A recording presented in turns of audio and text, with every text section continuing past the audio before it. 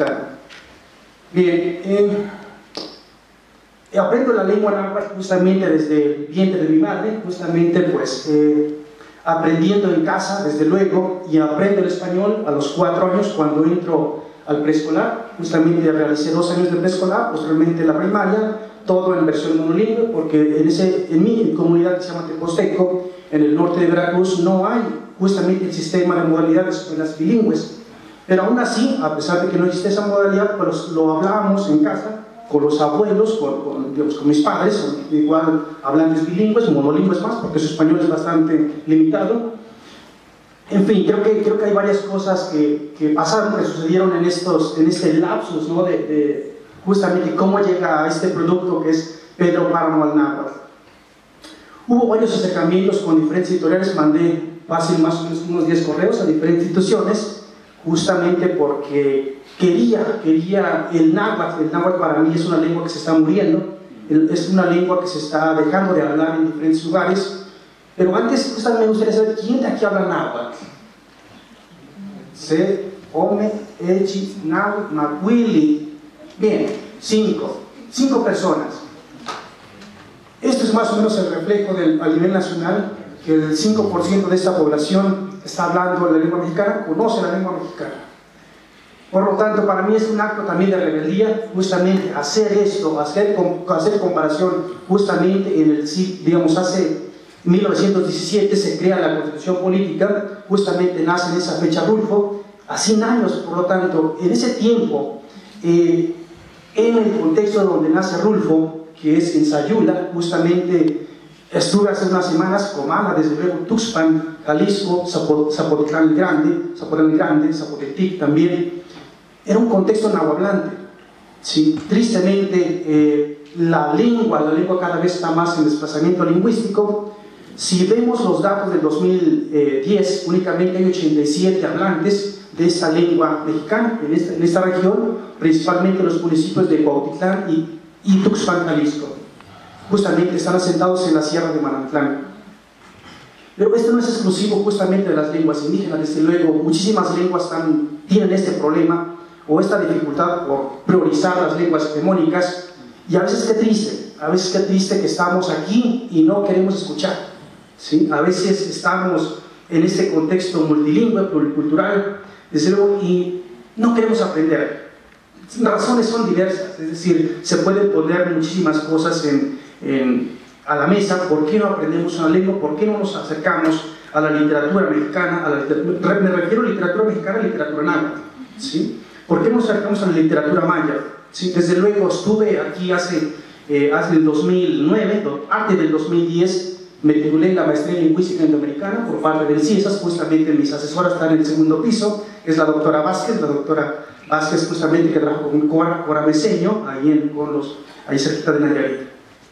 Bien, la lengua náhuatl en general, pues hay muchísimas cosas que ha aportado a nivel nacional, a nivel internacional. Hay muchísimas tesis de maestría, muchas tesis de doctorado, pero muy poco se hace en México. La mayoría se hace en la Universidad de Haydn o en universidades estadounidenses y en otros lugares, ¿sí? Muy poca gente le apuesta en las culturas justamente de nuestro país, a tal grado que no hay ningún plan curricular en lenguas indígenas.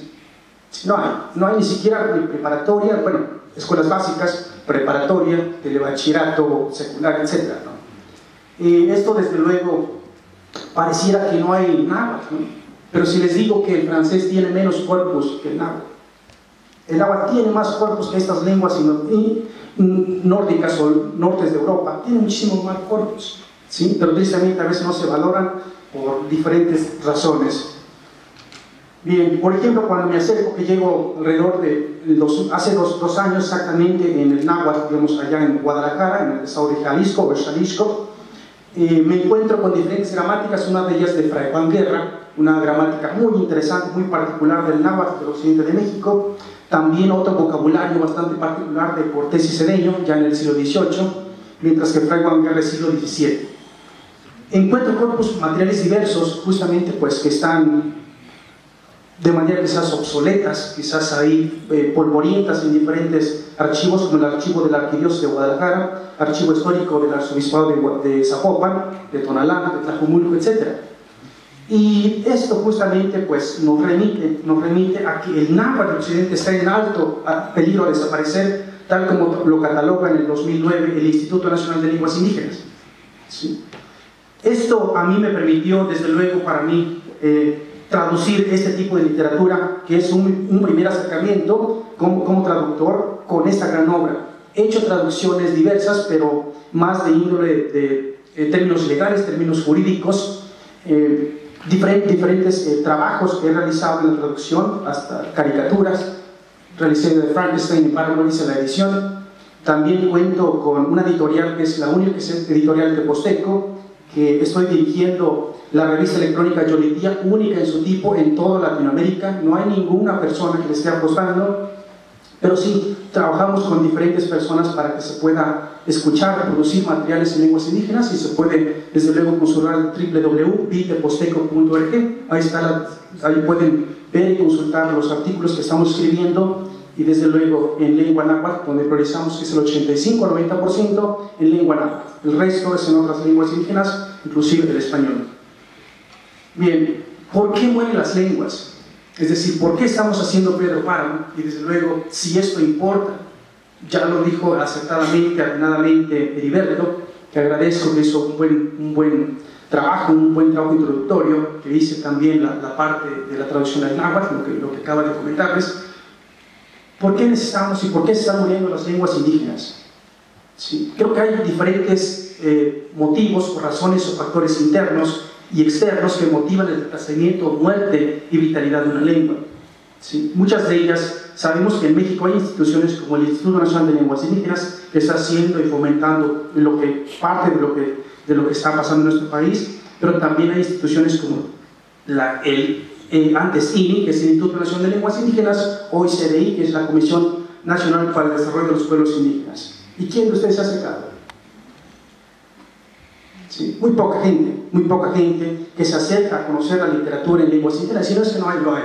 Sí hay justamente materiales diversos, por ejemplo, los trabajos de Mardoño Carballo, un nahuablante del norte de Veracruz, de Chicontepec. También, por ejemplo, el YAC, que es Escritores en Lenguas Indígenas AC, que también tiene oficinas aquí en la Ciudad de México.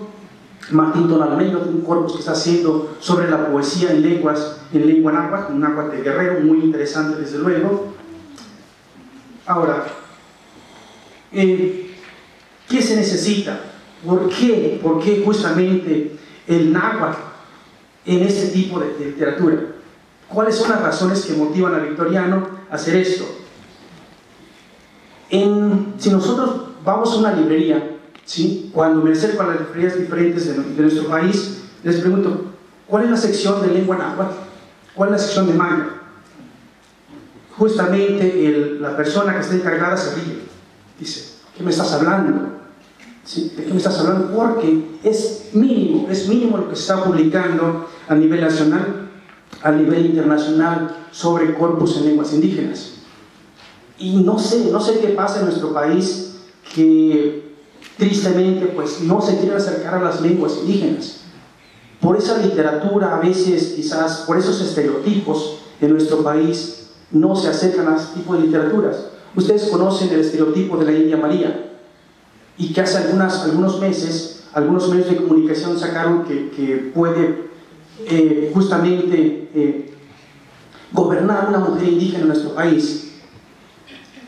Mucha gente se sorprende, ¿y por qué no? Somos mexicanos, ¿y por qué no? Justamente los medios de comunicación le dieron muchísimas vueltas. ¿Por qué? Porque a veces se han mofado los medios de comunicación de esa mujer indígena, mujer estereotipada, que es una persona que no se puede, pareciera que no se puede adaptar a nivel, en otro contexto, en un contexto urbano, y se mofa. Entonces, ¿cómo es posible, por ejemplo, que una mujer gobierne junto con unas personas ahí de diferentes partidos políticos? Y eso es mofarse, es burlarse también de la mujer indígena, y eso es tristemente, por eso muchas personas no se quieren acercar por esos estereotipos negativos que tienen las lenguas indígenas.